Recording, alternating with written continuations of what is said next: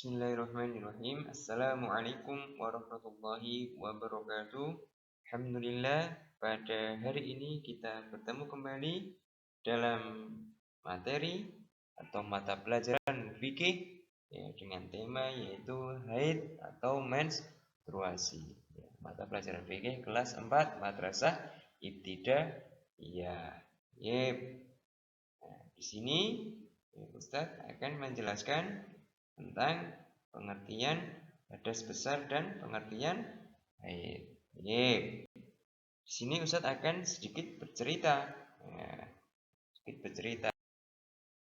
pengertian hadas. Apa sih itu hadas besar? Pengertian hadas besar itu Salma. Mesti ada namanya anak bernama Salma.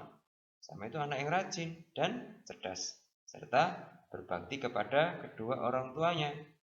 Selain itu, ia juga taat beribadah kepada Allah Subhanahu wa Ta'ala. Salma ini adalah siswi kelas 5 Madrasah Ibtidaiyah. Suatu hari, ketika Salma berumur kurang lebih 10 tahun, ia kaget bercampur takut. Kenapa? Karena ada darah yang keluar dari kemaluannya. Dengan perasaan khawatir, ia bertanya kepada ibunya, "Bu, ada darah keluar dari kemaluan saya. Darah apa ini ya?" Kata ibunya. "Jangan khawatir, Nak. Itu darah tanda usia balik bagi seorang perempuan. Yang disebut apa? Darah haid atau menstruasi. Semua perempuan yang sehat pasti akan mengalami itu." Itu kata ibunya. Jadi ini sebagai tanda bahwa kamu sudah balik, Nak, kata ibunya. Kemudian masa balik adalah masa di mana telah diwajibkan semua kewajiban agama kepadanya, seperti sholat, puasa, dan kewajiban lainnya. Darah haid akan keluar secara rutin setiap bulan, dan apabila darah haid telah berhenti atau bersih, maka diwajibkan untuk mandi wajib guna menghilangkan hadas besar yang tujuannya untuk syarat sahnya menjalankan ibadah kepada Allah. Jadi apabila darah haid telah berhenti atau sudah bersih, maka diwajibkan untuk apa? Mandi wajib. Karena apa? Tujuannya untuk syarat sahnya menjalankan ibadah kepada Allah, menghilangkan hadas besar. Untuk syarat sahnya menjalankan ibadah kepada Allah. Syarat diterimanya amal seorang muslim adalah ia harus menjaga kebersihan dan kesucian dalam beribadah. Seorang itu tidak boleh melaksanakan salat apabila pada dirinya terdapat hadas atau najis. Hadas di sini terbagi menjadi dua. Hadas terbagi menjadi dua.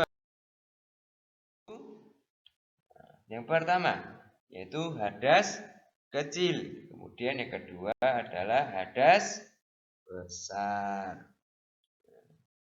Hadas kecil adalah contohnya seperti buang air kecil, buang air besar, muntah, kentut. Itu adalah hadas kecil. Bagaimana cara membersihkannya? Cara membersihkannya cukup dengan berwudu atau bertayamum. Kemudian contoh dari hadas besar. Contohnya adalah haid, nifas, jinabat. Itu adalah contoh dari hadas besar. Dan cara membersihkannya adalah wajib atau harus mandi besar atau mandi wajib.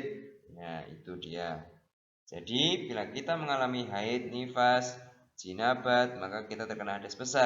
Untuk menghilangkannya dengan cara mandi wajib atau mandi jinabat. Misalnya Salma tadi ketika kelas 5 mengalami haid kan, maka untuk mensucikannya setelah selesai haid, Salma harus mandi wajib. Jadi apabila seorang terdapat hadas besar, maka ia tidak boleh melaksanakan sholat, puasa, membaca Al-Quran, kecuali harus mandi wajib terlebih dahulu ketika sudah bersih atau sudah berhenti masa haidnya atau sudah selesai. Baik. Kemudian menjelaskan tentang pengertian haid. Nah, di sini haid menurut bahasa artinya sesuatu yang mengalir. Sedangkan menurut istilah, haid adalah darah yang keluar dari rahim perempuan secara alami, bukan karena suatu sebab atau penyakit dan keluar pada waktu tertentu. Jadi darah haid ini merupakan darah normal ya anak-anak, bukan disebabkan suatu penyakit, luka, keguguran, atau kelahiran. Tapi sudah menjadi kodrat setiap perempuan pasti mengalami haid. Haid sering disebut juga apa? Datang bulan. Nah, kemudian di sini ada ciri-ciri haid. Ya, ciri-ciri haid. Ciri-ciri darah haid adalah berwarna merah hitaman. Nah, dan seorang perempuan apabila sudah mengalami haid, maka darah haid itu akan keluar secara rutin setiap bulannya. Nah, darah haid akan berhenti dengan sendirinya, ya sudah tidak haid lagi setelah menginjak masa usia menopause, ya, atau kurang lebih usia 50 tahun. Nah, di sini ada dalil. Allah berfirman dalam surah Al-Baqarah ayat 222. Ya, Al-Baqarah 222 yang artinya mereka bertanya kepadamu tentang haid. Katakanlah haid itu adalah suatu kotoran. Nah, maka dari itu untuk perempuan yang sudah menjalani atau menghabiskan masa haidnya, maka ia harus melakukan wajib atau mandi besar. Untuk syarat sahnya melakukan suatu ibadah. Secara biologis, ya, haid terjadi karena pelepasan sel telur yang tidak dibuahi. Haid sering mempengaruhi kondisi tubuh, jiwa, dan emosi seorang perempuan. Nah, jadi haid ini mempengaruhi kondisi tubuh. Terkadang tubuhnya menjadi ada yang lemah, ada yang lemas. Jiwa dan emosi seorang perempuan juga mempengaruhi jiwa dan emosi seorang perempuan. Oleh karena itu, tidak jarang pada masa itu kondisi tubuh terasa tidak nyaman. Nah, contohnya seperti apa? Perut mual atau mules, kepala pusing, dan lain sebagainya. Tetapi haid adalah karunia Allah yang wajib kita syukuri. Nah, sebagai apa? Bagian dari proses reproduksi untuk kelangsungan hidup manusia di muka bumi. Perempuan yang pertama haid, ya, menandakan bahwa perempuan itu sudah balik atau dewasa. Nah, jadi dalam Islam orang yang sudah balik ya sudah terkena taklif hukum. Apa itu taklif, Ustaz? Taklif adalah terbebani hukum. Wajib baginya untuk melaksanakan semua perintah Allah dan menjauhi larangannya. Karena orang yang sudah balik, semua amalannya sudah dicatat oleh malaikat. Maka kalau sudah balik, tidak boleh bermalas-malasan untuk beribadah kepada Allah. Nah, sebaliknya apa? Kita harus rajin beribadah dan memperbanyak amal soleh. Untuk apa? Bekal nanti menghadap Allah. Jadi yang belum balik saja harus ya rajin dalam beribadah, apalagi yang sudah balik. Nah, karena apa? Amalnya sudah ditanggung sendiri, ya sudah dicatat oleh malaikat seperti itu. Jadi di sini adalah haid hanya dialami oleh seorang perempuan saja, laki-laki tidak mengalami. Nah, jadi haid ini dialami seorang perempuan saja sebagai apa? Tanda ia sudah balik. Nah, berbeda dengan yang laki-laki. Laki-laki itu tanda ia sudah balik adalah mengalami mimpi basah atau mimpi yang mana keluar mani dari kemaluannya. Seperti itu. Dalam masalah haid ini, perempuan dikelompokkan menjadi apa aja itu, Ustaz? Nah, yang pertama itu adalah mubtada'ah. Ya, mubtada'ah. Apa itu mubtada'ah? Mubtada'ah adalah perempuan yang baru pertama kali mengalami haid. Jika melihat ada darah keluar, ia harus segera meninggalkan sholat, puasa, dan amalan lain yang tidak boleh dilakukan oleh orang yang sedang haid hingga datangnya masa suci. Jika dalam masa sehari semalam ia melihat kesuciannya, hendaknya segera mandi dan menjalankan aktivitasnya seperti biasa, ya, menjalankan ibadah-ibadah seperti biasa. Jika ia telah melihat kesuciannya atau telah bersih, tidak keluar lagi darah haidnya. Nah, tetapi jika darahnya tidak berhenti selama 15 hari, perempuan tersebut dianggap sebagai perempuan mustahadah. Mustahadah. Nanti Ustadz akan jelaskan apa itu mustahadah. Kemudian yang kedua ada mu'tadah.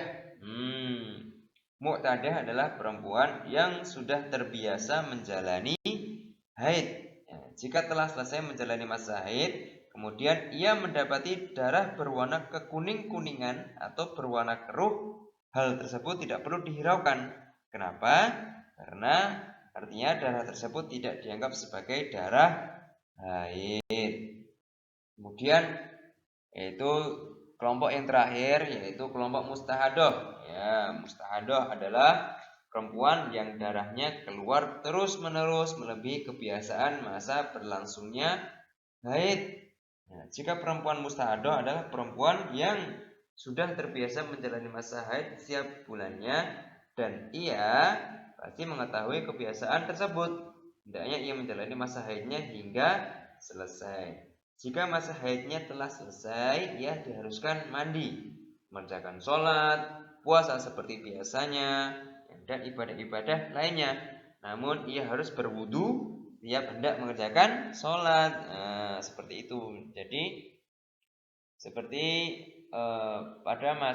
seperti biasanya sebelum sholat kita harus apa? Berwudu. Jadi jangan khawatir kalau perempuan sedang mengalami haid, karena hal tersebut menandakan bahwa perempuan tersebut sehat.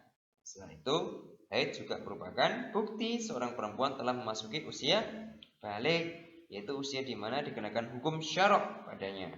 Yaitu apa? Sudah berkewajiban menanggung segala amal perbuatan yang dikerjakannya di hadapan Allah Subhanahu wa taala.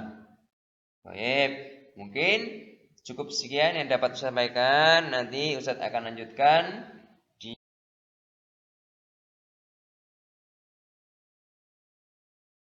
lain kesempatan. Ya, semoga ilmu yang Ustadz berikan bermanfaat dan semoga kalian dimudahkan dalam belajarnya. Syukron Allah. Barakallahu fikum. Wassalamualaikum warahmatullahi wabarakatuh.